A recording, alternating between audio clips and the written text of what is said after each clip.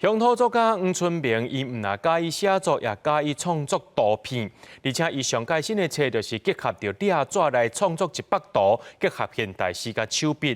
伫咧2014年调监的黄春明一直坚持创作，破病经验甲多元的专长，拢成做伊创作养分。 色水显白的图做背景，充满温度，用手写的诗，这是作家黄春明的新册。黄春明除了写作，也真介意画作，亲像这本册就是以黄春明的猎纸画做封面甲背景，结合现代诗、手笔，成做一本互人感觉神奇的册。咱水彩啦、油画啦，拢有画册，拢有画册。啊，我是感觉讲诗画这种较特别咯，无人安做。啊，我要做诗画啦。黄春明的多才多艺，所有人都知道。我如果缺少这个出版的 idea， 就问他。黄春明今年已经88岁，以乡土小说出名。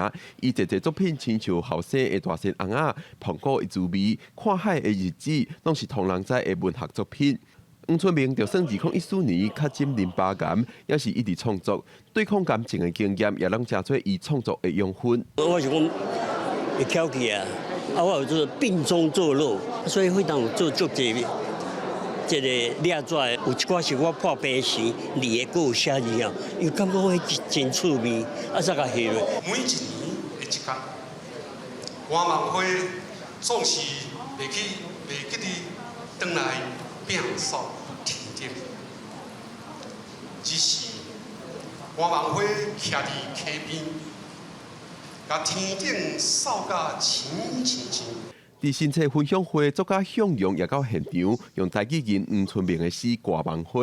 虽然黄春明年岁大，身体状况也无亲像少年时遐尔有活力，伊也是一直推出新的作品。